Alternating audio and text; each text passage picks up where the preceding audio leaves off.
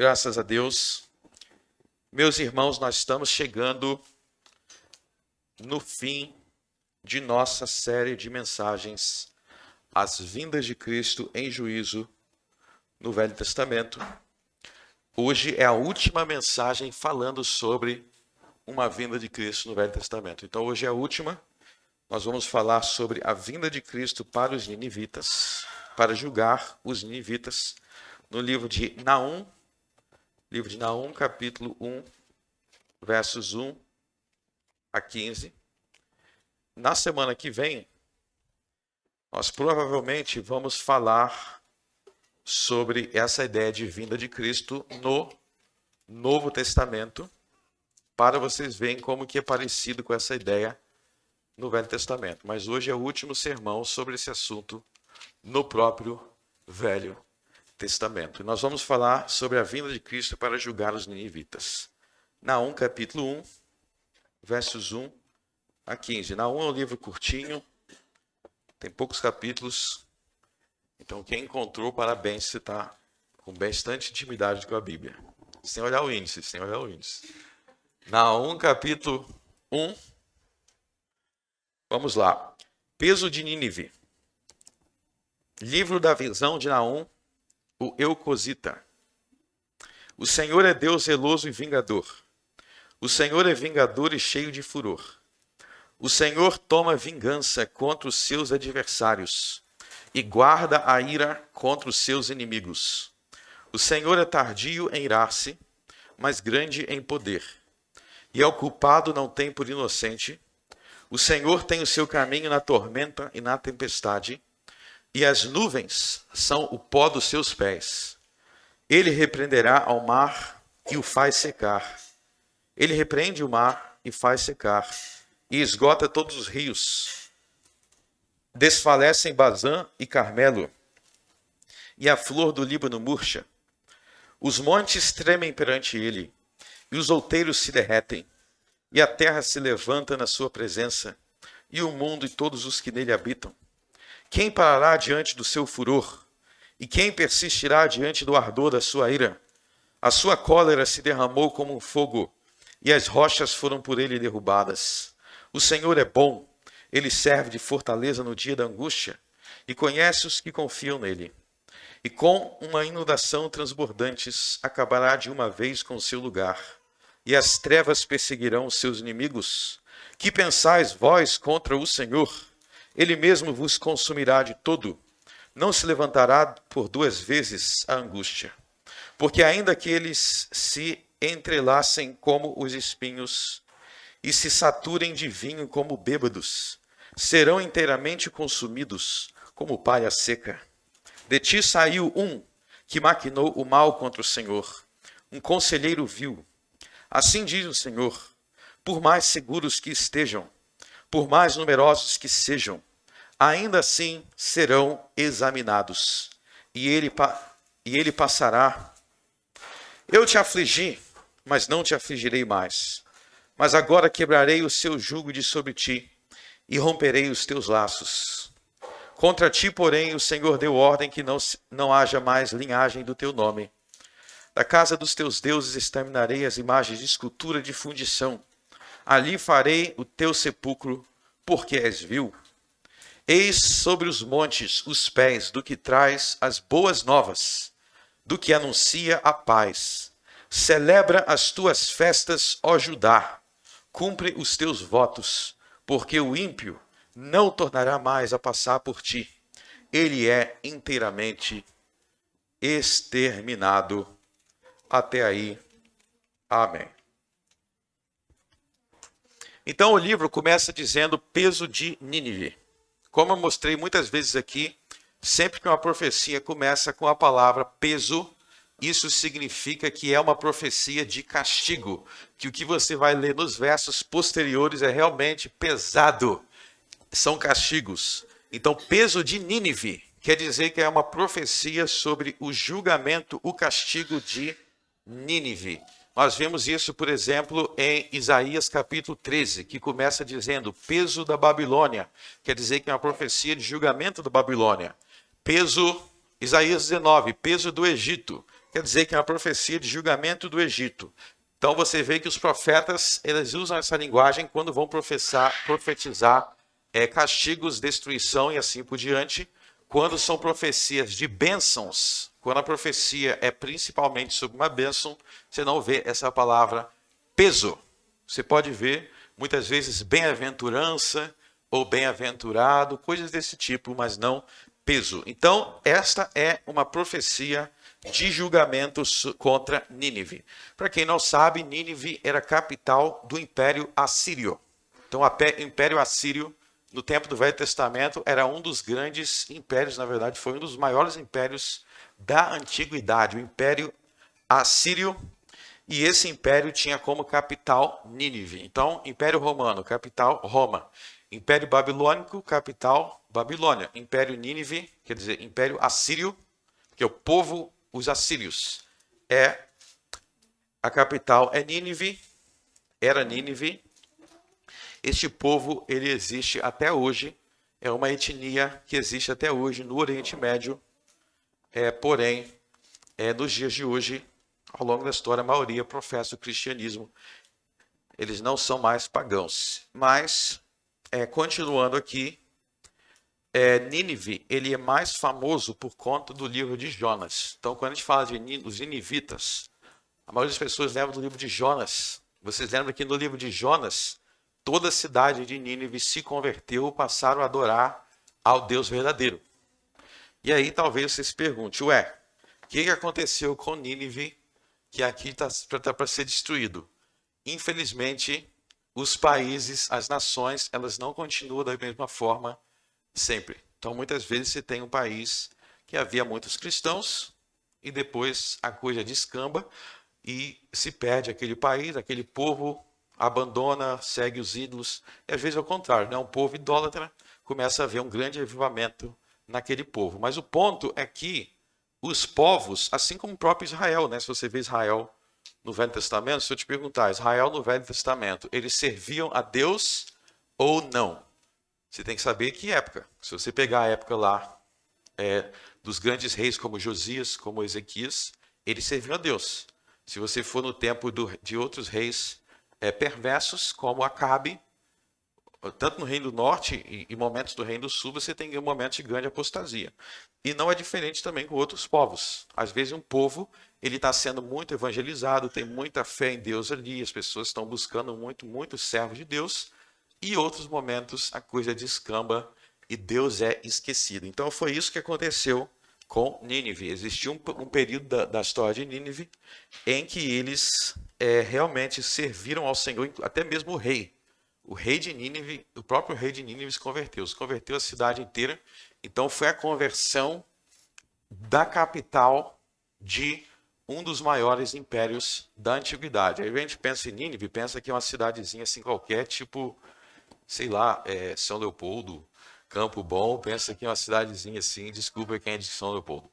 Mas não era assim não. Nínive era uma cidade muito importante na antiguidade. Nós temos até hoje, nos grandes museus do mundo, vocês vão encontrar objetos de Nínive e coisas daquela época.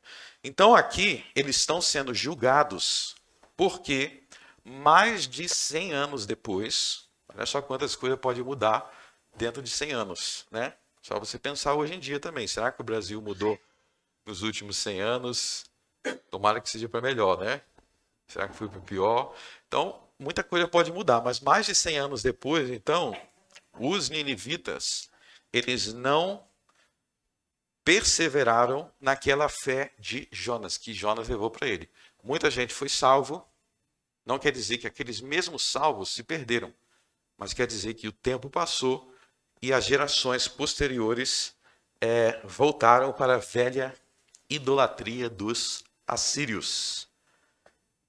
E se a gente for olhar ao longo da história, os assírios tiveram esses momentos de altos e baixos. Então é interessante ver essa comparação. Você lê o livro de Jonas, aí você lê o livro de Naum, são dois momentos. São dois momentos. E isso deve servir de alerta para nós, né? Vocês aqui que são filhos ou netos ou descendentes de pais, de avós que talvez não serviam a Deus, ou que não tinha essa mesma preocupação com Deus. Você deve dar graças a Deus porque você é igual os ninivitas do livro de Jonas. Você veio de uma idolatria, aí você se arrependeu, você é a geração que serve a Deus. Mas se os seus pais serviam a Deus, você não serve, aí você está igual os ninivitas no livro de Naum. Então, é uma coisa interessante se perguntar, será que se eu recebi algo de bom, será que eu estou mantendo aquilo ou será que eu estou destruindo? Ou se eu recebi algo de ruim, eu não tenho que manter. O ser humano ele é confuso, ele faz o contrário, né? As coisas ruins ele quer manter e as coisas boas ele quer destruir. Muitas vezes é assim. Você só aprende as coisas ruins que seus pais te ensinaram. A meu pai, tudo de ruim, minha mãe de ruim, mau exemplo, idolatria, aí quer seguir. E os exemplos bons, muitas vezes as pessoas não querem seguir. Então, esses dois livros são alerta para isso. E aí, nos versos 2 e nos versos 3, você vai ver aí a descrição das perfeições de Deus, o que também nós chamamos de atributos de Deus. Então, nos versos 3 e nos versos 2 e 3, aquilo que nós chamamos de perfeições de Deus é aquilo que caracteriza Deus como Deus. Para se perguntar, o que é um homem? O que é um ser humano? O que é uma mulher? O que é uma mesa? O que é um computador? Então, cada uma dessas coisas, elas têm características que definem o que aquilo é. Então, se eu falar o que é um homem, existem características que definem o homem como homem. De forma parecida, nós falamos sobre as perfeições de Deus, que é aquilo que define Deus como Deus. Então, a gente não pode tratar a palavra Deus como se fosse uma palavra vazia, sem significado. Então, todo mundo tem Deus na boca. Ah, Deus isso, Deus aquilo. Mas o que essa palavra significa? Ou melhor, a quem essa palavra se refere? Então, a Bíblia, ela vai falar que existe o Deus verdadeiro e que existem falsas concepções de Deus. Essas falsas concepções de Deus é como se fosse um Deus criado à imagem e semelhança do homem caído. Então, o Deus verdadeiro, ele criou o homem à sua imagem e semelhança. Aí o homem, em seu pecado, ele inventa deuses à imagem e semelhança do seu pecado. Pode perceber no paganismo, nas falsas religiões, os deuses, eles não são santos, não. Eles são pecadores. Se você prestar atenção nas histórias dos falsos deuses, eles são tudo pecador. É fulano que saiu com ciclano. Aí você pergunta, que Deus é esse, gente? Pois é, são falsos. Mais do que isso, são a imagem e semelhança dos homens que os inventaram. Então, os homens são pecador, eles querem um Deus como eles. Para pensar nisso. O ser humano, ele queria que Deus fosse do meu jeito. Cada um cria um Deus do seu jeito. Na Bíblia não é assim. Na Bíblia somos nós que fomos criados para ser como Deus. Então, se a gente quer servir ao Deus verdadeiro, nós precisamos aprender como que Ele é. Nós precisamos aprender como que Ele é a partir do que Ele mesmo diz sobre si mesmo. Então, Deus não é o que eu quero que seja. Deus é do jeito que Ele mesmo se revela. E aí, então, o profeta vai dizer algumas coisas sobre Deus. Ele diz que Deus é zeloso e vingador. O Senhor é vingador e cheio de furor. O Senhor toma vingança contra os seus adversários e guarda a ira contra os seus inimigos. Bom, essa parte aí já desmontou o falso Deus de grande parte dos brasileiros, porque quando a gente fala que Deus é zeloso e vingador, aí ele repete, é vingador e cheio de furor, vamos pensar nisso, Deus é vingador, Deus é zeloso, Deus é cheio de furor. Aí muitas pessoas, na imaginação errada que elas têm na sua cabeça, elas imaginam, então esse Deus aqui, ele é mau. Ou eu não concordo que Deus é vingador. Muitas pessoas não pensam em Deus assim, Deus é vingador. poxa, essa palavra não é ruim, vingança não é ruim? Na verdade, não. Essa palavra não é ruim, e vocês vão ver que o que é dito no verso 2 sobre Deus ser vingador não contradiz o que está no verso 7, onde é dito que Deus é bom. Então, olha só que o verso 7 diz que Deus é bom, e o verso 2 diz que Deus é vingador. Então, essa ideia de vingança é algo que a Bíblia atribui a Deus, e você precisa entender o que é vingança se você quiser entender, servir e adorar o Deus verdadeiro, e se você quiser parar de ficar imaginando coisas que não existem na sua cabeça. Então vamos refletir sobre isso. O Senhor Deus é Deus zeloso, vingador e cheio de furor. O que significa vingança?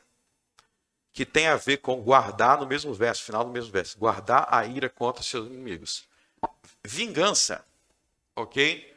Significa aplicar um castigo merecido contra quem faz o mal. Então, na Bíblia, se vingar significa aplicar um castigo merecido contra quem pratica um mal. E aí a confusão entra no seguinte: a Bíblia fala que nós, seres humanos, cabecinha pequenininha, que viemos do pó, nós não temos o direito de nós mesmos nos vingar. Agora, quando a Bíblia diz que nós não temos o direito de nos vingar, ela não está dizendo, número 1, que a vingança é ruim, e não está dizendo que a vingança é algo que Deus não pode fazer. Então, existem coisas que você não tem direito de fazer, mas não é porque aquilo que é ruim, mas é porque aquilo pertence a Deus. Vamos lá para Romanos capítulo 12. Vocês vão encontrar essa mesma ideia de Naum, verso 1. Capítulo 1. Capítulo 1, verso 2. É Romanos capítulo 12.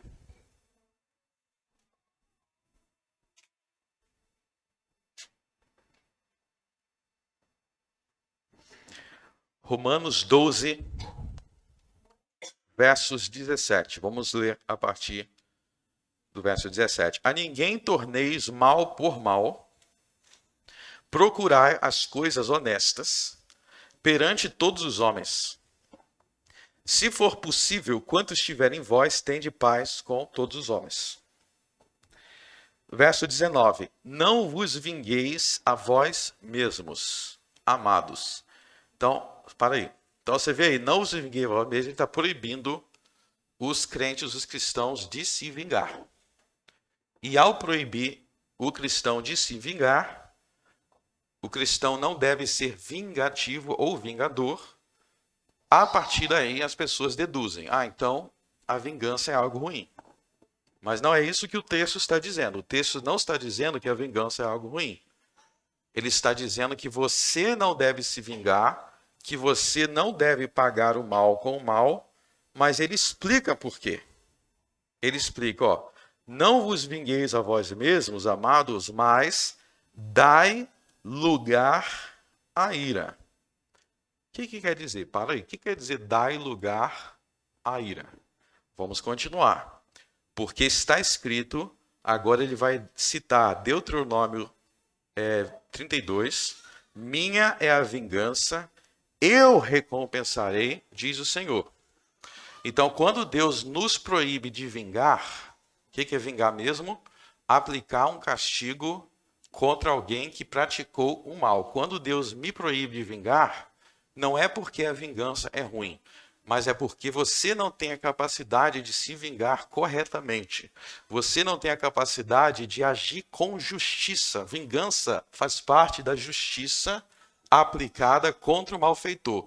Você, como indivíduo, não tem essa capacidade. Então, isso é algo que pertence a Deus. Então, quando ele diz, dai lugar à ira, ele está dizendo, não se vingue você mesmo, deixa para Deus. Dê lugar para Deus fazer do jeito que ele acha, que ele entende que deve ser feito. Acha não, Deus não acha.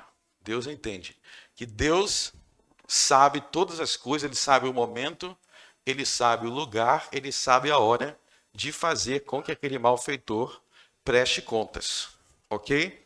Veja bem, essa ideia de vingança, ela não é ruim.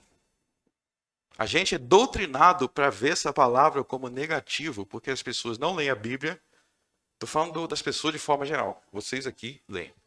Mas as pessoas de forma geral não leem e não pensam nessas coisas.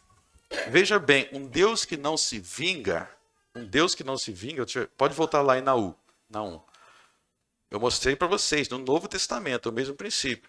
Um Deus que não se vinga não é um Deus bom. Essas pessoas que estão dizendo que Deus não se vinga, elas estão tirando a bondade de Deus. E nós vamos ver isso nesse capítulo. Por que é tirar a bondade de Deus? Mas veja aqui, vocês têm que prestar atenção. Deus está falando aí, no verso 2, veja no final do verso, contra os seus inimigos. Então veja que existem pessoas aí que Deus considera como inimigos. Olha só que coisa pesada se para pensar. Deus considerar você como inimigo dele. Eu não quero esse tipo de inimizade para mim, contra o Criador do universo. Mas veja que essas pessoas aí que ele está dizendo que vai se vingar, que ele guarda a ira. O que quer dizer guarda a ira? Que ele está só esperando o momento certo para destruir. São pessoas que ele declara como seus inimigos. Nós já vamos entrar em detalhe de quem são essas pessoas aí. Mas antes disso, vamos ver algo no verso 3, que vai apontar que mesmo em meio a essa ira de Deus, esse furor de Deus, mesmo em meio a isso, Deus ele é longânimo. O verso 3 vai falar do conceito de longanimidade. Então a gente está vendo aí o que define Deus como Deus. A gente já viu que ele é vingador, que ele é zeloso, que ele guarda a ira. Deus é assim, o verdadeiro é assim. Aí no verso 3 vai acrescentar mais uma informação. No verso 3 vai dizer que ele é tardio em irar-se. O que quer dizer essa expressão tardio em irar-se? Indica longanimidade, indica que essa vingança, essa ira de Deus, ela não vem de imediato. E aí o profeta está citando no verso 3, quando ele fala que Deus é tardio em irar-se, ele está citando o livro de Êxodo 34, versos 6 e 7. Não precisa abrir, mas isso é uma frase que vem lá de Moisés. O que quer dizer que tardio em irar-se? Quer dizer então que Deus, embora ele seja vingador, embora ele guarde a ira, ele não aplica essa ira imediatamente. Então vocês têm que entender que na Bíblia, as pessoas com a mente confusa, que não entendem da palavra de Deus, elas pensam assim, se tal pessoa cometeu um pecado, se ela não foi castigada imediatamente, quer dizer que para Deus está tranquilo. Quer dizer que para Deus não tem problema. Grande engano. Porque nós vemos aqui que não é que Deus não... Nós vemos aqui que normalmente Deus não julga imediatamente. Ele é tardio em irar-se, porque ele está guardando aquela ira para o momento posterior. Essa é a ideia aqui. E por que ele é tardio em irar-se? Porque ele é gracioso. Então Deus ele é gracioso. Vamos analisar uma passagem que o apóstolo Pedro fala sobre isso lá na segunda epístola do apóstolo Pedro, capítulo 3. Já passou pela sua cabeça a seguinte pergunta: por que Deus já não acabou com o mundo logo, já encerrou, deu um ponto final? O grande apóstolo Pedro vai explicar.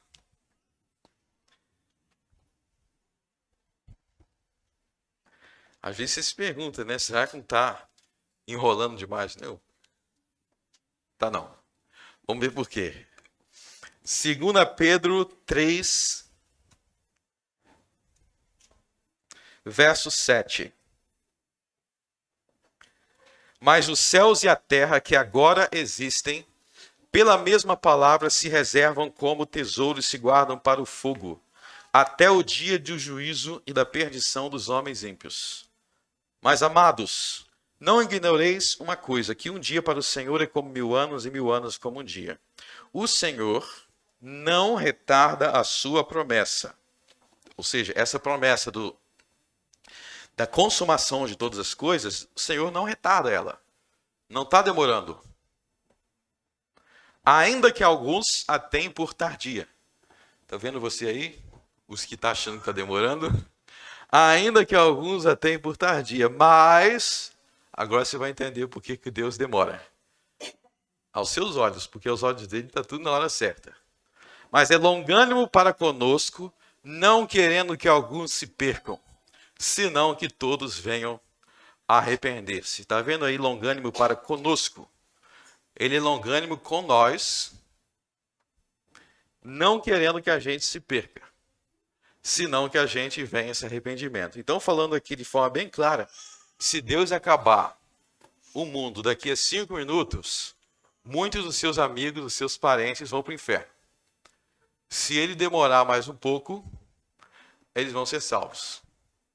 Então a gente tem que entender que Deus olha por essa perspectiva. A longanimidade de Deus está ligado ao arrependimento.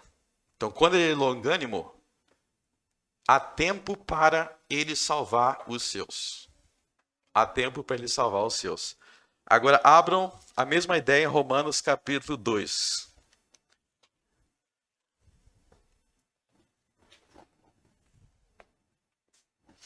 Romanos 2.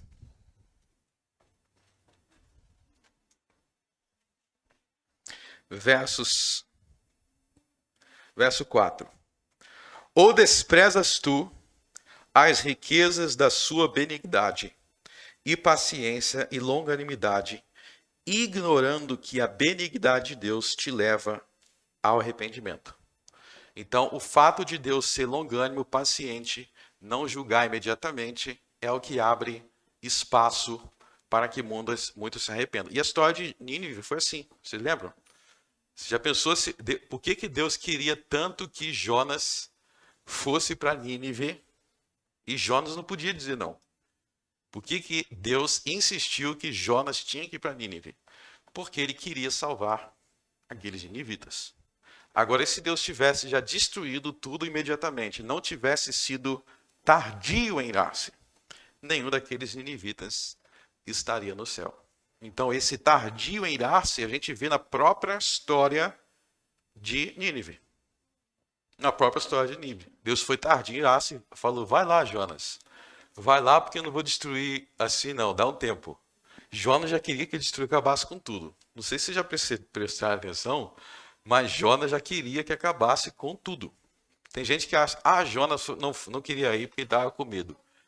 Que não estava com medo, porque o texto não diz que ele estava com medo, diz que ele queria que os ninivitas fossem destruídos e ele sabia, ele falou, não, se eu for lá pregar, ele explica isso no final do livro, se eu for lá pregar, corre o risco desse povo se arrepender e eu sei que Deus é longânimo, ele vai perdoar se eles se arrependerem e vamos acabar logo com isso. Aí ele fugiu. Mas Deus falou, não, vai para lá. E foi o que aconteceu. O que ele imaginou foi o que aconteceu. Então, é isso.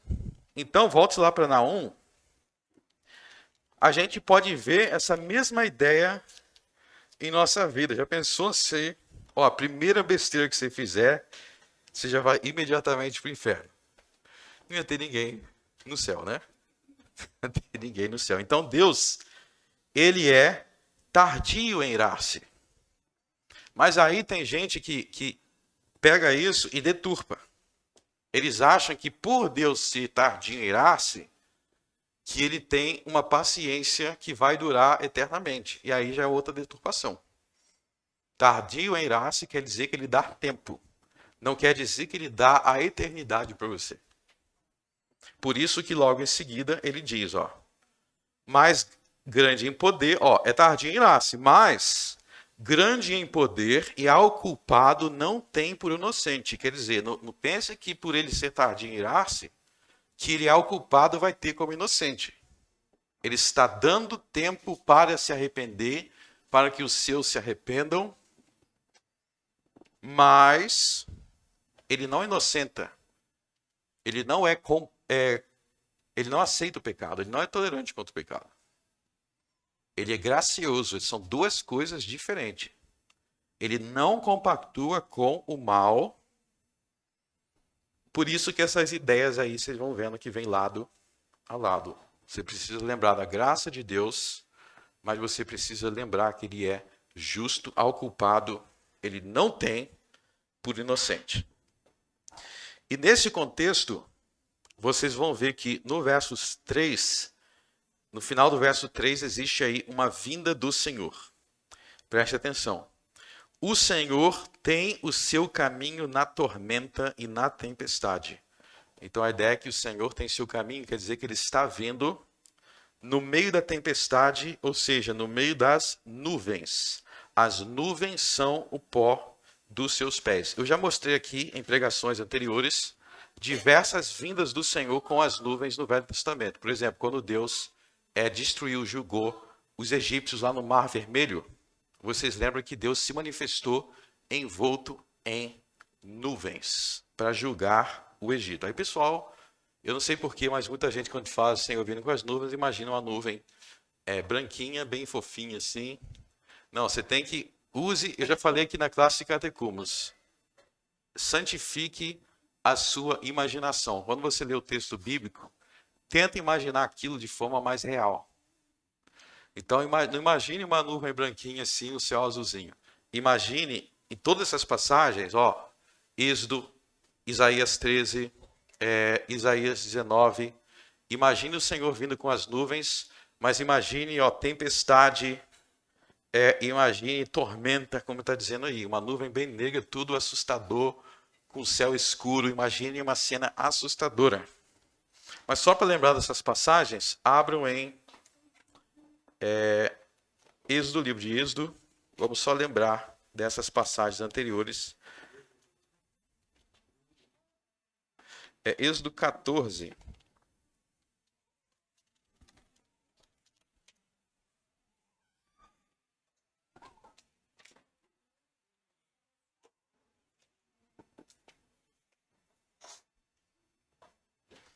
Êxodo 14, verso 20.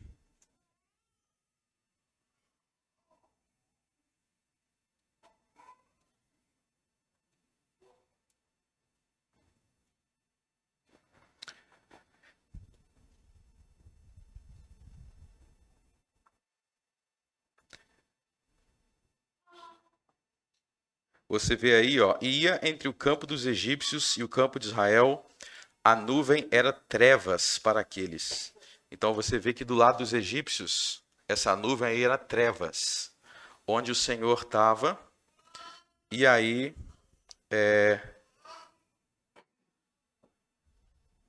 verso 21, então Moisés estendeu a sua mão sobre o mar, e o Senhor fez retirar o mar por um forte vento oriental. Pulem para o verso 22. E os egípcios os seguiram e entraram atrás dele todos os cavalos de Faraó, os seus carros e os seus cavaleiros até o meio do mar. E aconteceu que na vigília daquela manhã, o Senhor, na coluna de fogo e da nuvem, viu o campo dos egípcios e alvoroçou o campo dos egípcios e tirou-lhes as rodas dos seus carros e dificultosamente os governava. Então disseram os egípcios: fujamos da face de Israel, porque o Senhor por eles peleja contra os egípcios. Então você vê aí a manifestação do Senhor no meio das nuvens. Você vê que é uma nuvem com escuridão, com fogo. É uma cena assustadora. E os egípcios viram isso. O Senhor vindo com as nuvens para julgá-los. Vocês podem abrir Isaías 13. Abra em Isaías 13.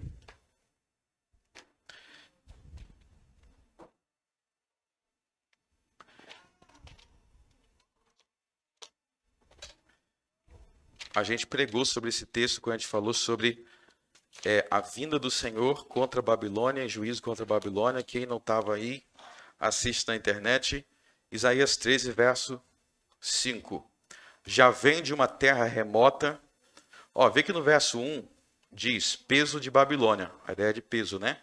Aí no verso 5, já vem de uma terra remota, desde a extremidade do céu, o Senhor. Então, ó, já vem desde a extremidade do céu, o Senhor.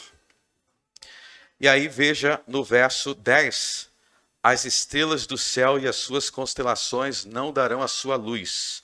O sol se escurecerá, ou seja, a ideia de uma vinda do Senhor com escuridão, com trevas celestiais. Pulem para Isaías 19, peso do Egito, verso 1. Eis que o Senhor vem cavalgando numa nuvem ligeira. Então o Senhor novamente aí vem com uma nuvem. Se você estiver atento, você já lembrou de passagens do Novo Testamento que é parecida com isso. São passagens parecidas. Por quê? Porque é o mesmo Deus julgando, é o mesmo Senhor julgando. Então vamos voltar lá em Naum. Você vê que isso é o que aparece aí em Naum. O Senhor tem o seu caminho na tormenta, verso 3, e na tempestade, e as nuvens são o pó dos seus pés. E depois disso, dessa vinda do Senhor em juízo contra os ninivitas, que é parecida com Isaías 13, Isaías 19, também parecida com Mateus 24, 30. Os versos 4 e 5, eles vão falar da onipotência e onipresença de Deus. Versos 4 e 5, a onipotência e a onipresença. Diz assim: Ele repreende o mar e o faz secar, esgota todos os rios, desfalece em Bazã e Carmelo, e a flor do Líbano murcha. Os montes tremem perante ele. Então, isso aí que ele está descrevendo é o controle total de Deus sobre toda a criação. O livro de Provérbios, capítulo 1, verso 7, diz que o temor do Senhor é o princípio do conhecimento. O temor do Senhor. O temor do Senhor, para você ter temor do Senhor, você tem que se lembrar dessas perfeições de Deus aqui. Que ele é vingador, que ele é zeloso e que ele controla tudo. Então, quando determinada fonte d'água se seca, foi Deus que secou. Se o mar se secar, foi Deus que secou. Deus controla tudo. Quando nós entendemos que Deus controla tudo, nós paramos de enxergar o mundo sob uma ótica natural e nós entendemos que se nós queremos que as coisas estejam ao nosso favor, se nós queremos que a natureza esteja ao nosso favor, nós precisamos temer aquele que é o Senhor de toda a natureza. Então esses versos aí estão enfatizando aí que Deus ele é o Senhor de todas as coisas que existem. Quando existe um terremoto, e ele fala que é tudo na presença dele. Ó. Os montes, no verso 5, tremem perante ele. Depois, ó, a terra se levanta na sua presença. Ou seja, todas as coisas estão na presença de Deus. Todas as coisas estão perante Deus. Então Deus, ele é onipresente e ele é onipotente. Ele controla, tem poder sobre tudo e ele está em todos os lugares. Ele está em todos os lugares. Ou seja, como é que a gente não vai temer um Deus assim? Como é que a gente vai viver como se esse Deus não existisse? Isso é muito perigoso. Por isso que ele diz no verso 6, ó, quem parará diante do seu furor? E quem persistirá diante do ardor da sua ira? Ou seja, quem vai conseguir ficar de pé? Quem vai conseguir resistir quando a sua ira manifestar? Não tem homem nenhum, por mais poderoso, por mais inteligente que seja, que possa resistir à fúria, à ira de Deus.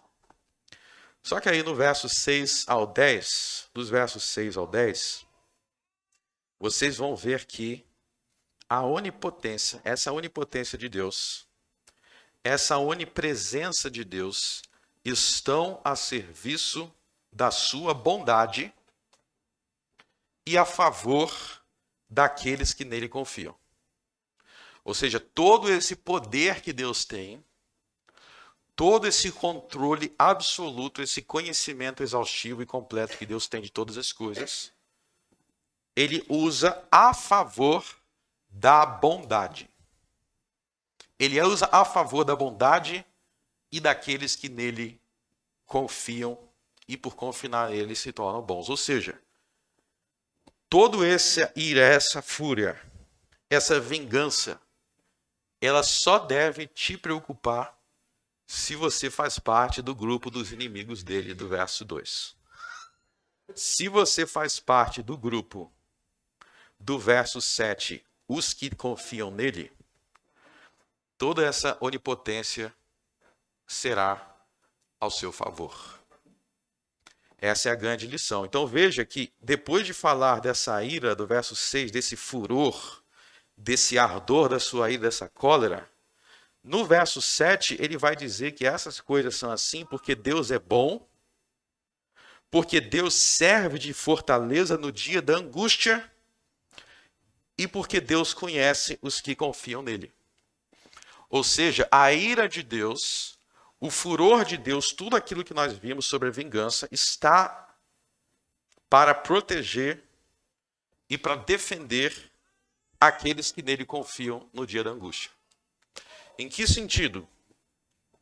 Bom, se vocês parassem para refletir um pouco sobre a realidade do mundo, a realidade do que o mundo é, do que as pessoas são, você ia louvar e adorar a Deus todos os dias pela sua vingança zelosa. Então vamos refletir aqui, ó. Existem muitas pessoas no mundo que gostariam de roubar tudo que você tem dentro da sua casa. Existem pessoas no mundo que gostariam de estuprar, que gostariam de assassinar, que se eles pudessem, eles entrariam na sua casa, te matariam e roubariam tudo que você tem. Então, se você parar para pensar, o ser humano, em sua pecaminosidade, ele tem 1001 ideias que fazem mal ao seu próximo. Se a gente parar para pensar nas pessoas que tem por aí. Agora vamos refletir aqui. O que seria de nós se alguém como Nabucodonosor, se alguém como o rei Acaz, se alguém como Adolf Hitler, se alguém como Stalin, se todos esses homens aí, número 1, eles nunca morressem, número 2, eles tivessem poder ilimitado, a Terra já não existiria. Então, eu não sei quanto tempo Adolf Hitler viveu, mas Adolf Hitler ele morreu na guerra, ele foi morto pelo exército dos ingleses. Os ingleses, eu não lembro se ele se matou na hora, mas os ingleses foram capturá-lo. Eu acho que ele se matou na hora para não ir preso. Mas de qualquer forma, a partir dessa passagem aqui, onde a gente sabe que Deus controla tudo, que Deus ele é vingador, a gente sabe que ele foi entregue à morte. Deus matou ele e mandou ele para o inferno. Como ele morreu, não sei, não lembro, mas foi Deus quem matou. Agora imagina que ele não tivesse limite. Imagina que ele não tivesse morrido, que ele não tivesse problema nenhum impedimento. Que ele nunca fosse impedido de nada. Neste caso, o mundo já teria acabado. A gente não estaria aqui. O que esse homem seria capaz de fazer se ele vivesse igual no tempo dos velhos patriarcas, tipo Adão? Quantos anos Adão viveu?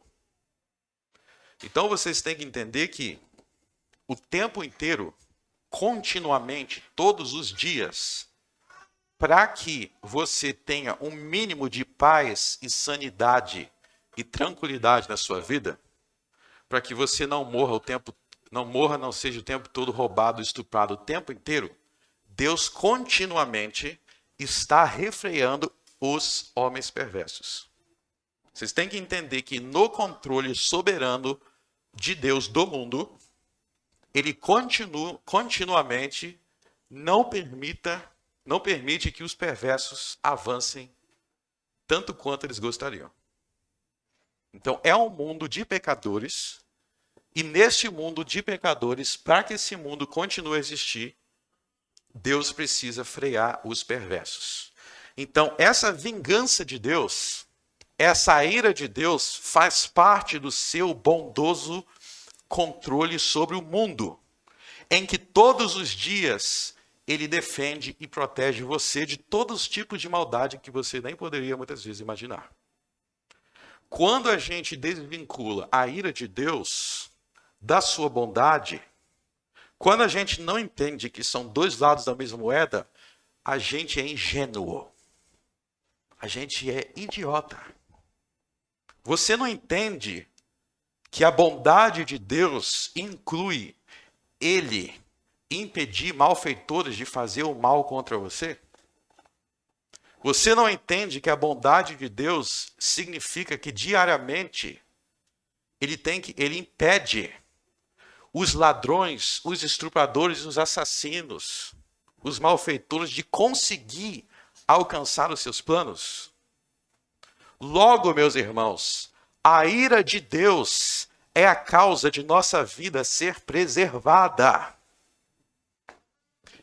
Abra os seus olhos para enxergar o mundo de forma mais verdadeira e autêntica, como realmente é. Nós estamos vivos, nós temos comida, você vai dormir tranquilo à noite. Porque muitos assaltantes já tiveram seus dentes quebrados por Deus, como diz o Salmo 3. Porque Deus já prendeu, porque Deus já mandou para a cadeia, porque Deus já levou à morte. Todos os dias, Deus preserva Campo Bom de se destruir, todos os dias. Deus, em seu controle absoluto de todas as coisas, ele impede o mal de avançar. Então é como se tivesse o seguinte, é como se tivesse um cachorro aqui muito brabo. Qual a raça de cachorro mais brabo aí? O Pitbull? O Rottweiler? E ele está prestes, querendo avançar no seu filho. Ele está querendo avançar em você. E continuamente Deus está segurando a corrente. Esse segurar da corrente é o que a Bíblia chama de a ira de Deus. A ira de Deus derramada sobre os Rottweilers do mundo para que eles não avancem tanto quanto eles gostariam. E aí o que a gente faz?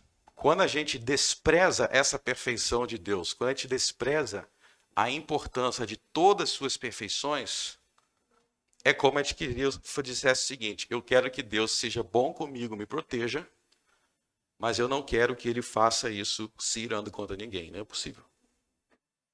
A ira dele é a bondade dele sobre os que nele confiam. Então, para a gente apreciar isso mais, a gente precisa meditar mais no funcionamento das coisas. Então, por exemplo, você sabe que, vou dar um exemplo bem simples de entender, nessa questão de pensar no funcionamento das coisas. Vocês acham que o preço da comida tem alguma coisa a ver com o preço da gasolina? É óbvio que tem, porque a gasolina é necessária para fazer a comida chegar no mercado. Então, se a gasolina aumentar, aumenta o preço do alimento. Dependendo de quanto a gasolina aumentar, você não vai ter nem direito, nem um ovinho. Você não vai conseguir, vai ficar... Pode gerar até fome, como acontece em várias partes do mundo. Agora, para pensar. Uma das coisas que pode fazer a gasolina aumentar é a corrupção. Então, o roubo, para ser mais específico, o roubo, 8º mandamento. Se houver muita corrupção, no meio daqueles que são responsáveis pela gasolina, você pode vir a passar fome. Então, o que Deus tem que fazer para você não passar fome? Ele tem que, de tempos em tempos, julgar os responsáveis pela corrupção. Se ele não colocar um freio, vai afetar até a tua comida. Entendeu como é que vocês têm que enxergar o mundo? Aí você fala, por que Deus não coloca freio em tudo? Por que ainda existe mal? Resposta simples, é porque nós não merecemos. E nós muitas vezes cuspimos e blasfemamos contra os freios que ele coloca. Para pensar o quanto que os homens blasfemam da ira de Deus falam mal da sua vingança, falam mal de vários atributos e perfeições de Deus. Muitas vezes os homens criticam, mas não entendem que são essas coisas, são no meio dessas coisas que ele manifesta a sua bondade por nós. Então nunca questione a maneira que Deus administra e governa o mundo. Quando Deus administra e governa o mundo, ele leva em consideração todos os fatores, muitos dos quais você não conhece. Nós não enxergamos o mundo como Deus enxerga. Deus conhece todos os corações, Deus conhece todas as intenções, Deus sabe o que todos fariam em dadas e dadas circunstâncias. E considerando todos esses fatores, Deus governa o mundo. Matando quem tem que morrer, mandando para a cadeia quem tem que ir para a cadeia, e muitas vezes a gente não entende, mas não é para a gente entender. Porque a gente não é onisciente. A gente não conhece todas as coisas, a gente não sabe por que todas as coisas foram assim. Então, louve a Deus em todas as circunstâncias, agradeça a Deus, louve a Deus se foi assim. Amém, Deus, quando eu estiver no céu eu vou entender. Mas não fique questionando a Deus, você não sabe como as coisas realmente são. Você não sabe o que é necessário para conduzir fulano e ciclano ao arrependimento. Você não sabe o que é necessário para aquela pessoa ir para o céu. Às vezes você está questionando algo, e esse algo que você está questionando, foi decisivo para você ir para o céu. Porque do contrário, você seria outra pessoa. Como Paulo explica, né, em 2 Coríntios, sem aquele espinho na carne, ele poderia se tornar soberbo. Paulo ele fala sobre isso em si mesmo. Então, meus irmãos, não questionem a bondade de Deus. Deus usa a sua onipotência e onipresença a serviço da sua bondade. E por isso, verso 11, maquinar contra o Senhor é inútil. Então, quando Deus faz todas as coisas, ele faz, verso 7, porque ele é bom. E por isso, até os versos 9 ao 11, diz assim no verso 9, que pensais vós contra o Senhor? Que pensais vós contra o Senhor? Então, todos os dias que você acorde, não pense em nada contra o Senhor. Louve a Deus pela sua bondade. Abra a boca para louvar a Deus pela sua bondade. Sempre lembrando, eu não conheço todos os fatores como Deus conhece. Eu não conheço os corações. Se vocês fossem incapazes por 10 minutos enxergar o coração de todas as pessoas que passam pela rua, de todas as pessoas que você conhece, provavelmente você entraria em depressão e não teria mais a capacidade de sair de casa. Tem pessoas que passam por você na rua que você não tem ideia de quanto são perversas, do que passa pela mente delas. Deus ele administra o mundo lidando com tudo isso. Olhando para tudo isso. Enxergando tudo isso. Por isso eu louvo a Deus pela sua vingança. Hoje eu louvei a Deus aqui pela sua vingança quando nós cantamos o Salmo 3. Eu louvei a Deus porque eu posso dormir à noite, todo dia eu vou dormir à noite porque Deus está impedindo assassinos de entrar na minha casa. O Salmo 3 é isso. Eles não poderiam invadir tua casa? Pela vontade deles, tem muito por aí. Aprendam então, meus irmãos, a louvar a Deus por todas as suas perfeições. O crente é aquele que busca louvar a Deus por todas as perfeições. Ele quer conhecer o seu Deus. Ele quer conhecer o Deus verdadeiro. Ele quer louvá-lo. Eu louvo a Deus por seu amor. Eu louvo a Deus por sua misericórdia. Eu louvo a Deus por sua graça. Eu louvo a Deus pela sua justiça, por ele ser vingador. Eu louvo a Deus por ter criado o céu, por ter criado o inferno. Eu louvo a Deus por tudo que ele faz e que ele fez, porque se ele não tivesse alguma dessas perfeições, ele não seria Deus. Ele não seria tão bom quanto ele é. Então, se ele fosse bom, mas ele não se ele fosse bondoso, se ele fosse justo, mas não fosse onipotente, seria patético. Porque ele ia querer fazer a justiça, mas não ia ter capacidade. De que isso me adiantaria se alguém justo sem poder? Na verdade, é um grande problema aqui que a gente tem no Brasil, que você tem muito injustos com muito poder, e você tem gente que é justa, mas não tem nem poder sobre a sua própria casa. Se não pagar aluguel, é expulso. Então, a justiça de Deus precisa acompanhar a sua onipotência, porque ele é justo e ele tem a capacidade de impor a justiça. Então veja que todas as perfeições de Deus, elas na verdade são uma só coisa. Deus é amoroso, ele é justo, ele é onipotente, onipresente, onisciente. Todas essas perfeições, elas fazem parte elas são a essência única de Deus.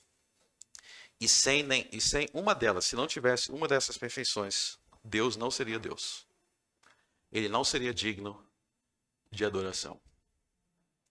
Então, aprenda a adorar e conhecer e amar o Deus como ele é. Então, eu amo essa passagem aqui, quando Deus diz, no final, no verso 12, assim diz o Senhor, por mais seguros que estejam, e por mais numerosos que sejam, ainda assim serão exterminados. Essa passagem aqui deve ser um motivo de você louvar a Deus. Que você deve pensar, todos os malfeitores do mundo, todos aqueles que querem praticar maldades, pense nas maldades que os homens praticam. Você pode descansar que Deus não vai permitir que isso tenha domínio total e avance indefinitivamente. Então, isso é motivo de consolação. Que universo infernal seria se os maus nunca fossem exterminados? A sua vida seria um inferno, se os maus não fossem vingados. E aí, nos últimos versos 14 e 15, vai haver uma comparação do falso culto com o verdadeiro. Contra ti, porém, o Senhor, verso 14. Contra ti, porém, o Senhor deu ordem que não haja mais linhagem do teu nome. Da casa dos teus deuses exterminarei as imagens de escultura e de fundição. Então veja que aí Deus condena as imagens de escultura e de fundição. Por que Deus condena as imagens de escultura e de fundição? Porque as imagens de escultura apresentam um Deus que não é como ele realmente é. Veja que em todo o capítulo Deus está apresentando as suas perfeições para que você o conheça de forma verdadeira, de forma real, de forma profunda, de forma viva, como aquele que de forma viva te defende, que atende orações, que te protege, que não permite que o mal vença. Esse é o Deus vivo. E essas imagens que caem e que quebram, que não atende orações, não é uma religião viva, não é uma fé viva. E por isso no verso 15 ele vai falar sobre o culto verdadeiro. Eis que sobre os montes do que traz as boas novas. Olha só, essa palavra boas novas aí, essas duas palavras é a palavra evangelho. Então a palavra evangelho significa boas novas no grego. Se você for no Novo Testamento, inclusive em Romanos capítulo 10, Romanos 10, o apóstolo Paulo cita esse verso. Tá vendo? Ó, eis sobre os montes os pés do que traz as boas novas, do que anuncia a paz. Deixa aí aberto em Naum e abra em Romanos capítulo 10.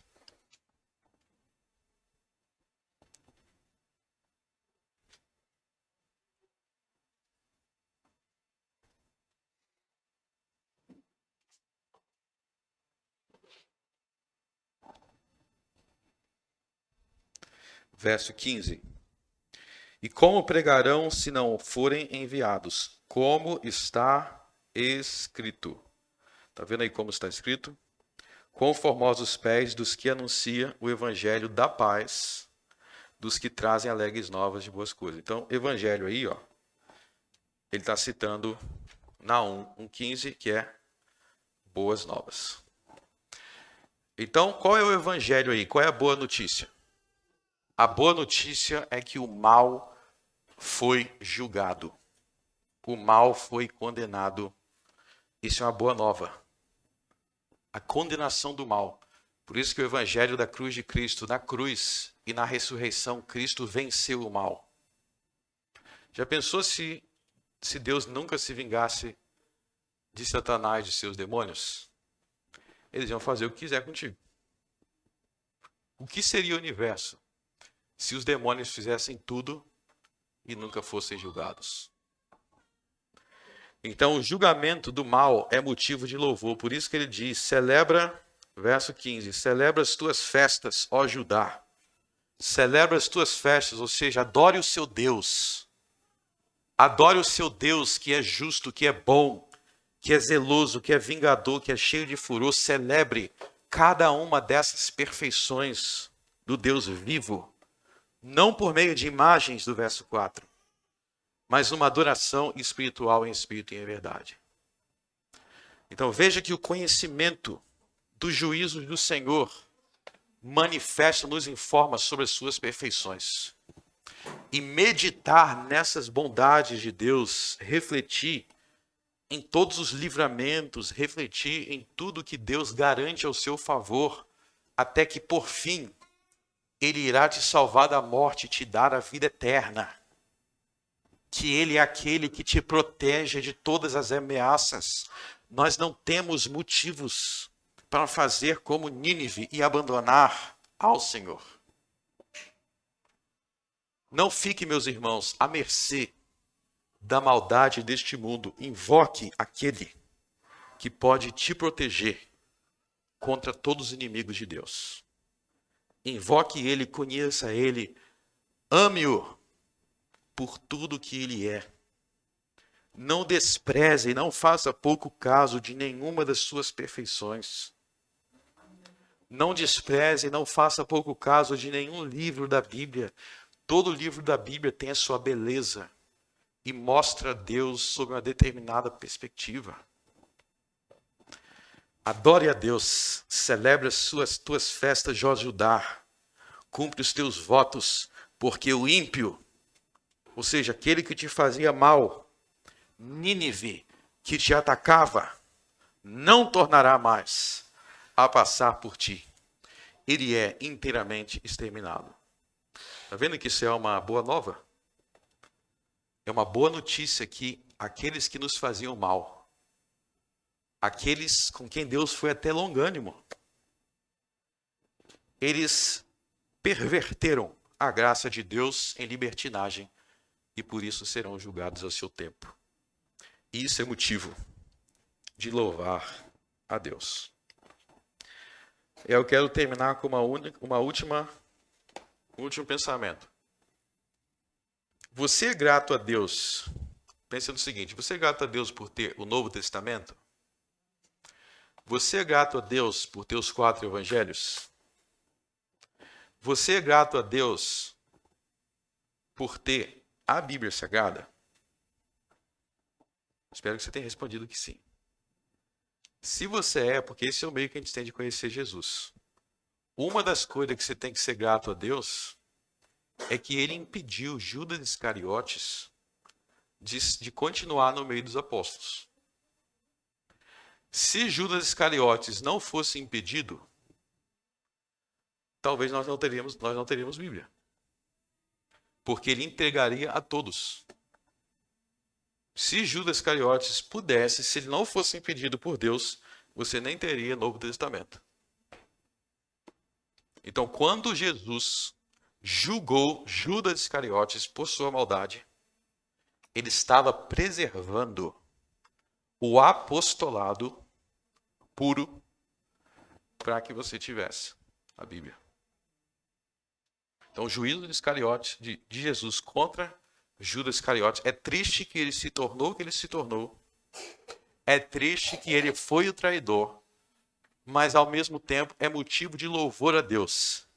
Que Deus o julgou e não permitiu que ele fosse adiante.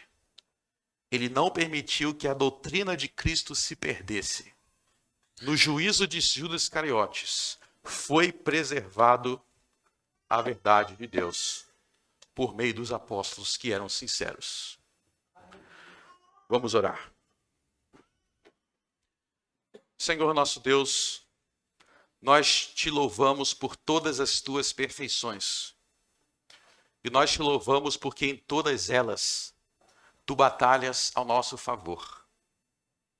Pela tua onipotência, tu podes tudo. Pela tua onisciência, tu vês tudo. E pela tua bondade, tu consideras tudo que tu vês e tudo que tu podes, e tu fazes que todas as coisas cooperem para o nosso bem. Nós que amamos a Deus. Que nós venhamos, Senhor, reconhecer a glória de todas as suas perfeições. Que nós venhamos reconhecer que sem alguma delas, nós estaríamos perdidos e tu não serias Deus. Tu és o absoluto. Tu és o poder absoluto, a sabedoria absoluta, a bondade absoluta. E todas as coisas cooperam para o nosso bem, nós que te amamos e te buscamos. Nós te somos gratos por revelares a ti mesmo como tu és e por afastares de nossa mente todos os ídolos. Em nome de Cristo eu oro. Amém.